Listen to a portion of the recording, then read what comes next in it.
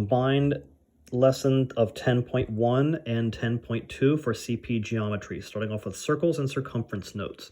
So a lot of definitions here. I'll try to move through this as quickly as we can so you can get your notes copied. First of all, a circle is a round plane figure whose boundary consists of points that are equidistant from a fixed point called the center. So we'll call that first figure circle P. And please go back and rewind the video as needed throughout the course of this lesson and try to move through this. A chord is a line segment connecting 2 points on a curve.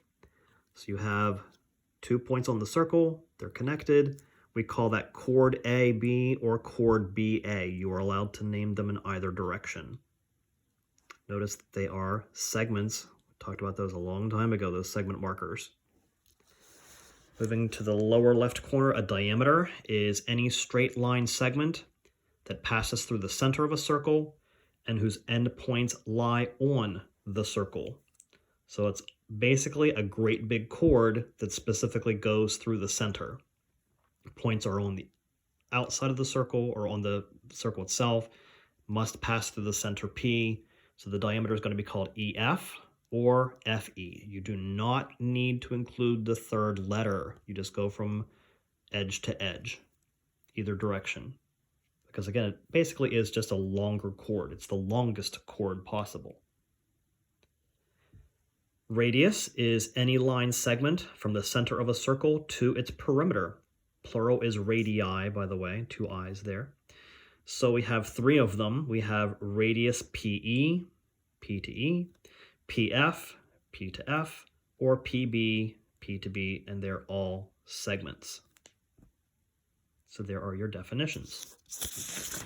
Moving on to the rest of the lesson, you have an example here. C, F, and G are the centers of circles. Notice you have 3 circles, 1, 2, and 3. Find the following values of CB is 20. So I marked CB as 20. BC, CB, same thing. So if this is 20, this has to be 20. So then we're looking at the second circle. The second circle, Mama Bear, if you want to call it that, second circle has a diameter of 20, which means each radius is 10. So that's 10. This would have to be 10. You see where I'm going with this. Then we got Baby Bear here, the third circle, would have a diameter of 10. Each radius is 5. That's where those numbers come from. So we go over here. CF is 10. CF is 10. FE, also 10. It's the whole distance here. F to E is 10. FG is 5. FG is 5. And then C to D, well, C to D is not marked. But guess what? We already know what it is because if we have CB, that's a radius, that's a radius, that's a radius. Guess what? That's a radius. Automatically 20. Circumference is the distance around the circle, and you have 2 formulas. C is equal to pi times D. You're going to use your pi button on your calculators now, or C is equal to 2 pi r, because 2 times r, 2 radii, is a diameter. So diameter is 2 times r, or r is half of d. A radius is half of a diameter, and a diameter is twice what a radius would be. So quick interchanging numbers there. So you're just going to use your pi button on your calculator from here on out. So the radius is 12. You're just supposed to find C, the circumference, and D, the diameter. Well, if the radius is 12, double that, diameter is 24. 24 times pi is approximately 75.4. Please account for rounding in your answers. Use your calculators, use the pi button. It's going to fill up your screen. It's not just 3.14 anymore. It's going to fill up that screen. Make sure you hit your times button and your equals button, and then round to the nearest tenth. 75.4. Second example, diameter is 7. Find the circumference and radius. Easier to find radius first. If the diameter is 7, cut it in half. You got 3.5. Then you can go back in to this formula, pi times d. It's the easier one because there's only 2 components as opposed to 3. So pi times d, 3.14, or your pi button times 7, approximately 21.9. Third time through gives you the circumference. You're supposed to find the radius and the diameter. Be easier to find the diameter first, because you would take that into this formula. So 77.8 divided by pi, again, use your pi button, don't do 3.14 anymore, just use your pi button, is going to give you your diameter, which is a rounded value, 24.8. That's real easy to cut in half, 12.4 for your radius. Again, approximately equal to, because you were accounting for rounding issues. Moving into the last example for this part, says find the exact circumference of the circle. Well, I'm going to forego this for a little bit. Let me explain how that happens. First of all, you have a triangle here. That's a right triangle specifically, which means you're going to do the Pythagorean theorem to find that missing side. We're going to call it c for now because it's a squared plus b squared equals c squared. That's a little c. We're going to call it something else here very, very shortly. So 5 squared plus 12 squared is equal to c squared. 5 squared is 25. 12 squared is 144, total is 169.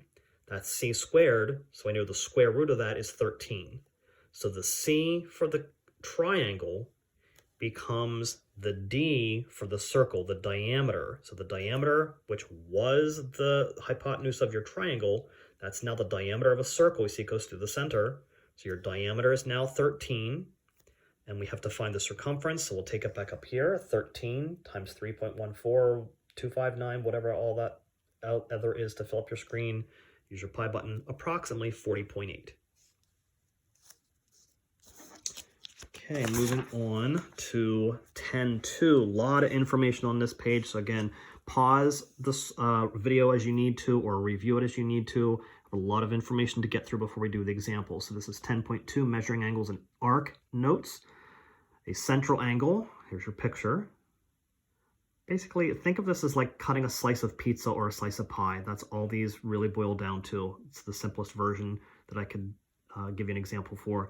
Central angle is an angle with its vertex at the center of a circle and with sides that are the radii of the circle.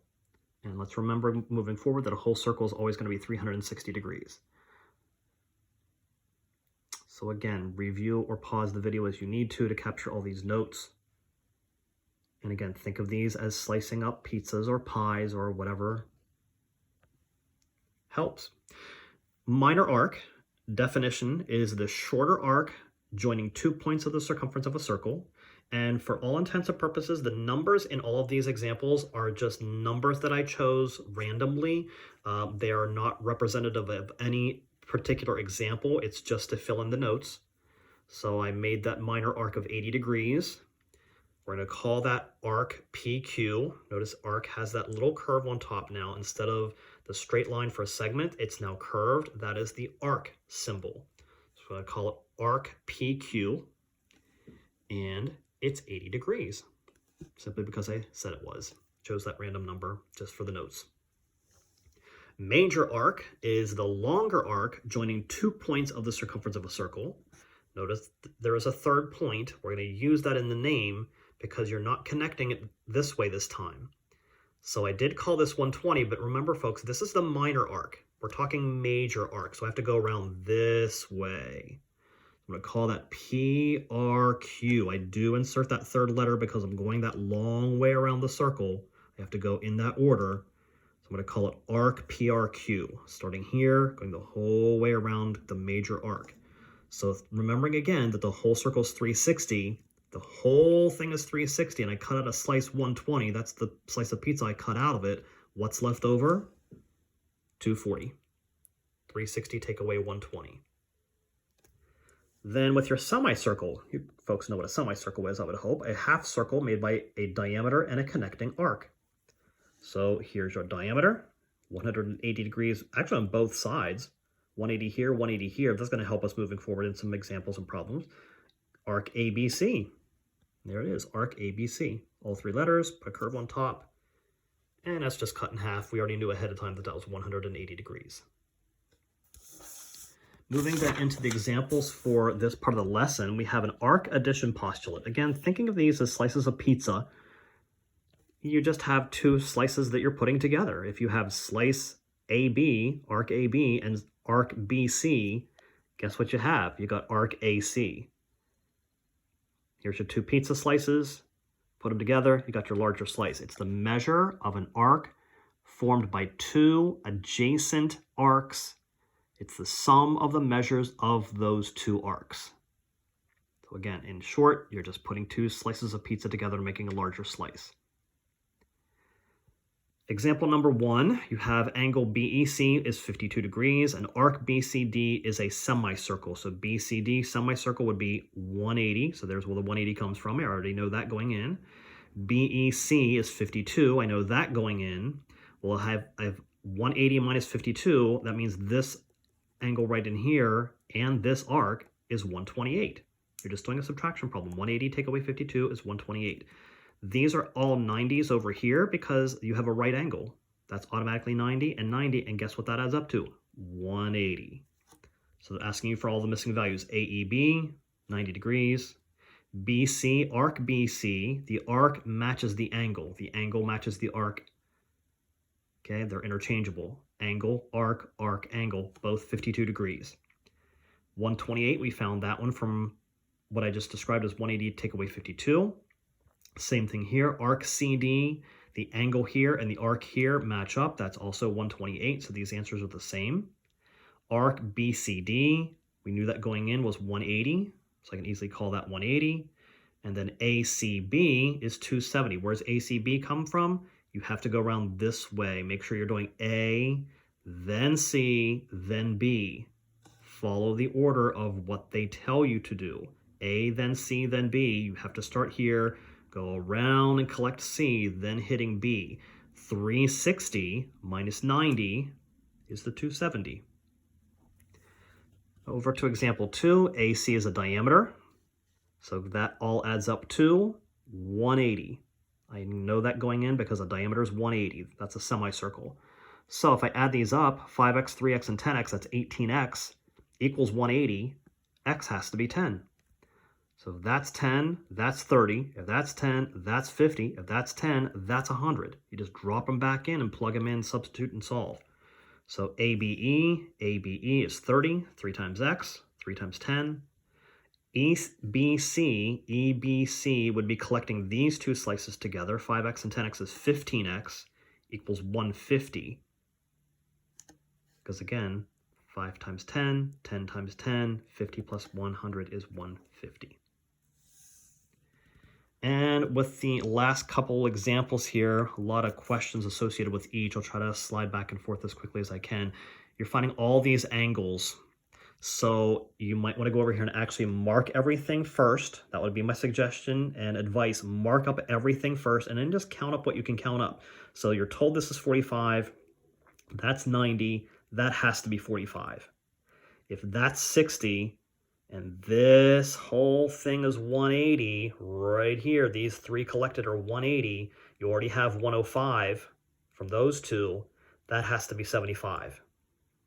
Then these two together make 135. So you almost have a mirror image here. If this is 45 and this is 45, if this adds up to 135, guess what? That's 135. That will then help you go back and solve each one of these. Hopefully you can make sense of those as you scurry back and forth between sides of the paper. QCT was the one I wanted to focus on here. QCT, I go this way, that's your 195. All the other ones should then fall into place. Similarly with your arcs, notice again, arcs and angles would be the same. The inscribed angle matches the arc. Okay, so they're talking about arcs this time. So angle BOA is 44. So that's 44. These are vertical, means that's 44. Each line here is a diameter. So these all make 180 degrees. So going this way, this side is 180. So 180 minus 44 is 136. Since these are vertical, that's 136. And everything works out. So again, just jumping back and forth here. Most of those are filled in easily. These are your vertical 44s. Your half circles 180.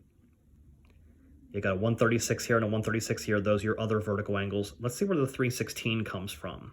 ACB. ACB.